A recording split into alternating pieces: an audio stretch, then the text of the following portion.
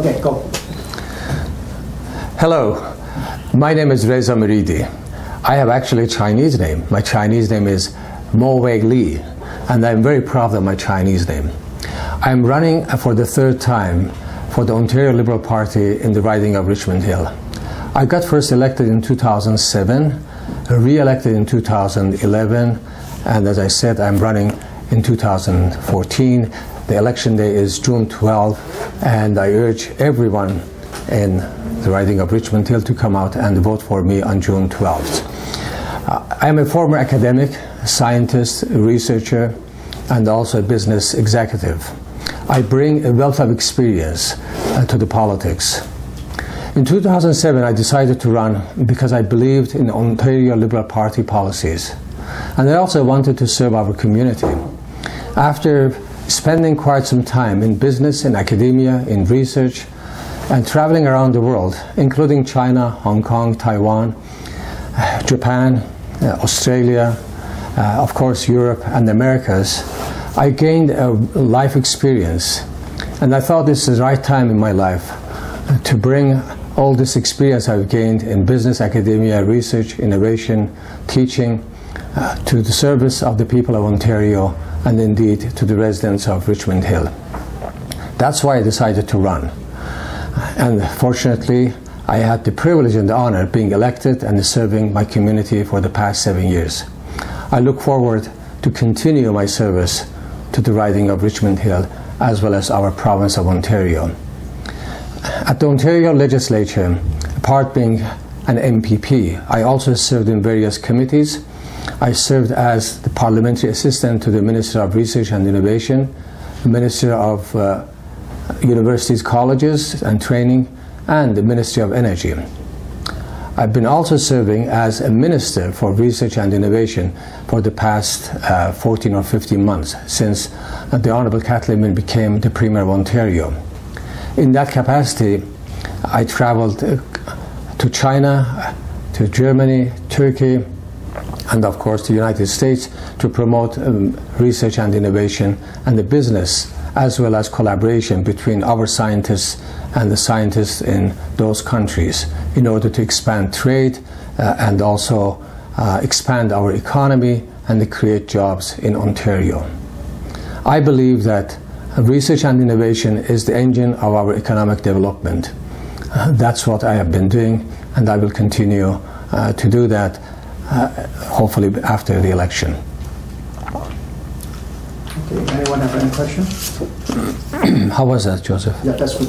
It's about 3 minutes. Okay. Okay. Yeah, so I'll start with the first question. So you're running in Richmond Hill riding. So what have you done for your last 7 years for this riding? Well, I've done quite a number of things, Joseph, for the riding of Richmond Hill. First of all, in relation to healthcare, you know, York Central Hospital, which is now called Mackenzie Health Richmond Hill, has gone through 2 phases of redevelopment, which I advocated for this hospital. We got millions, tens of millions of dollars funding from the government of Ontario to help expansion of York Central Hospital. I brought 3 Ministers of Health to York Central Hospital on those days, which is now called Mackenzie Health Richmond Hill. I was also a strong advocate for the building of the second campus of this hospital in Vaughan, which is not very far from Richmond Hill, actually 8 kilometers distance from the current or the first campus, which is based on Major Mackenzie and Trench Avenue. This project, which is underway on Major Mackenzie Street at Jane, which is just north of Wonderland, is a project which will cost $1.2 billion for the government of Ontario, and I'm glad to say that my advocacy and the advocacy of my colleagues has led to the firm commitment from the government of Ontario for the building and construction of this hospital, which is underway, and it will be opened and commissioned in 2019. This is going to be a full-scale hospital with about 500 beds, and it will be a great addition to southwestern part of York region, and of course it will have a great impact on the well-being of the residents of Richmond Hill. In the area of transit, which is one of the major concerns for the not only people of Richmond Hill, but the whole GTA. As we know, transit is a major issue in the GTA. I managed to get $1.4 billion from the government of Ontario for the widening of Highway 7, widening of Yonge Street, and also we have planned to bring subway to intersection of Highway 7 and Yonge Street. The idea is to widen Highway 7 from Markham to Vaughan, and also to widen Yonge Street from Highway 7 up to 19th Avenue in the north, so that people from the north, people from east and the west can travel fast to the intersection of Yonge and the Highway 7 where the subway is going to come. And from there people can take the subway and travel down to the south to downtown Toronto. So that is the idea. Those of you who have driven on Highway 7 between Bayview and 404, you have seen that Highway 7 has been transformed from a country road to a beautiful main city street with those beautiful pavements and also beautiful bus stops. And this is what we are going to see on Yonge Street within 3 years from now. Construction hasn't started yet, but the engineering work has been started, and the contract has been signed with the contractors. They will start working on Yonge Street, and that is going to have a major impact in Richmond Hill. Can you imagine 3 years from now when you're driving on Yonge Street coming from the south, once you pass Highway 7 and 407 bridges, going under those bridges, you will enter into Richmond Hill. You will find yourself in another city, in a beautiful city. Yonge Street is going to look much more beautiful, and in the meantime, more efficient in terms of transit. And in terms of economy, Joseph, we have just a recent example. Our government made collaboration with OpenText, which is one of the largest software company in the world. Actually, now OpenText is considered to be the second largest software company after Microsoft, and they have an office in Richmond Hill on 16 and 404 in that intersection. Our government collaborated with OpenText. OpenText is going to invest $2 billion in Ontario to expand their business and create 1,700 jobs, very well-paid jobs, good jobs. And a part of those jobs are going to come to Richmond Hill, to their office in Richmond Hill. How about diversity? I see your party has like more Chinese candidates, and you're also from Iranian background, right? So is Liberal more friendly to the community? Well, you know, Liberal Party is the party of the people. And you can see this in our Ontario legislature. I mean, in Ontario legislature, we have, as you just indicated, we have 2 members of parliament from Chinese community. We have 1 member of parliament from the Iranian community, which I am. We have 2 members of parliament from Canadian African community. We have 10 MPPs from Italian community. We have 1 MPP from the Jewish community. We have 1 MPP from French community. We have 1 MPP from Ukrainian community. We have 2 MPPs from the Dutch community. We have you just name it. We have MPPs from almost every community. So that tells us that the Liberal Party is the party of the people of Ontario. And when you look at the Conservative Party, you don't see this kind of variety among their membership. And I'm looking forward, by the way, to have more people from the Chinese community in the next parliament. As you know, Sandra Yang Rocco, she's running from Richmond Hill, from Thornhill, from Thornhill, and Michael Chan is also running, and Sue Wong is also running. These 2 are current MPPs, or MPPs in the previous parliament, and also Han Dong is running Trinity Spadina. And so I look forward to having 4 of my friends from the Chinese community sitting beside me at the Ontario legislature in the next parliament. Okay. So last question. Is jobs is the focus of this election, I mean, issues? And I know you're from technology background, right?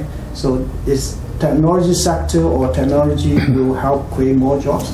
Yes, that's true. And you know, job creation and economic growth is the major focus of our government, and it has been since 2008. A recession which hit the whole world, Western world, suffered from recession, and that recession was considered to be the largest and the most severe recession since the Great Depression of 1930s. In the past 70, 80 years, we didn't experience such a great recession, which we did in 2008. But you know, since 2008, as a result of the right policies of the Liberal government, we created almost 500,000 jobs. So we not only gained the jobs we lost during recessions, but we gained much more than that in the past. Actually, the rate of job creation in Ontario was the highest job creation rate when you compared it with the United States, with the United Kingdom, and then some other European countries. Our policy is to create jobs, to make our economy to grow. For that reason, in the 2014 budget, which then passed because of the NDP and Conservatives brought the government down, we included $2.5 billion budget in a fund which is called Ontario Jobs and Prosperity Fund. Through this fund, we want to work with businesses so that we attract more investments to Ontario, so that we can create more jobs for the people of Ontario. And we will continue this after we get elected on June 12th. And in relation to other questions which you put forward, yes, technology, innovation, research is the engine of the economy. Sometimes I say that you know, we have economic development of today and we have economic development for tomorrow. Research and innovation is the economic development activity for tomorrow. Our researchers and the scientists and the innovators, they come up with the new ideas, with inventions, innovations today, which can be marketable tomorrow. So that's what we are doing. We're investing in research and innovation. Actually, I traveled to China in the month of March. I led a delegation of science and technology of Ontario, some university vice presidents, some academic hospitals research vice presidents, and also executives from research corporations. We went to China, we visited Beijing, Tianjin, Shanghai, Nanjing, and signed economic and also science and technology collaboration agreements with those jurisdictions in China. And in the month of April, again I went to China. This time I led a delegation of about 30 people from the nuclear industry executives to China. So we are hoping to boost economic development between Ontario and China in the nuclear sector.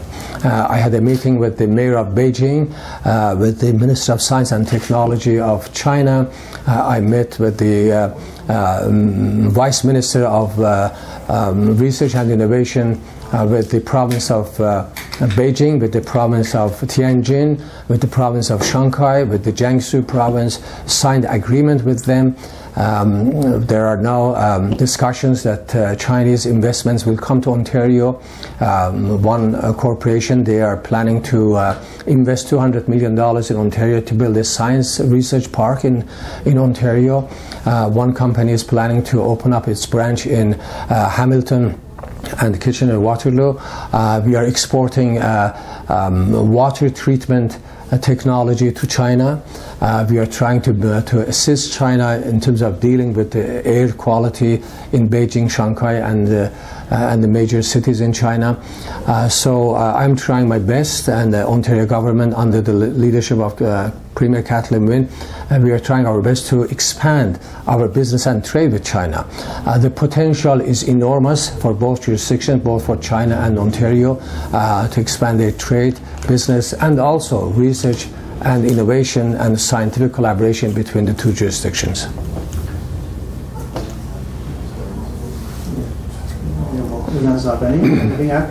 If you can successfully lessons, okay, how you can help China and Ontario in the area of technology, this area? In the area of? Technology. In the area? Yeah.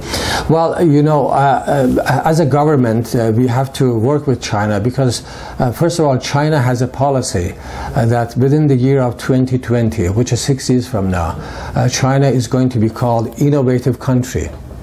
That's their policy. Now China is investing 2.1% of its GDP in research and innovation. They are planning to increase this to 2.5%. And Ontario is also a major research jurisdiction in the world. We are investing about 2.1% of our GDP, and every year we are investing $14 billion in research and innovation in Ontario. So China and Ontario, they are very well suited to work together to maximize their efforts in terms of innovation, research, technology, which will benefit both China and Ontario. We believe in collaboration, working together.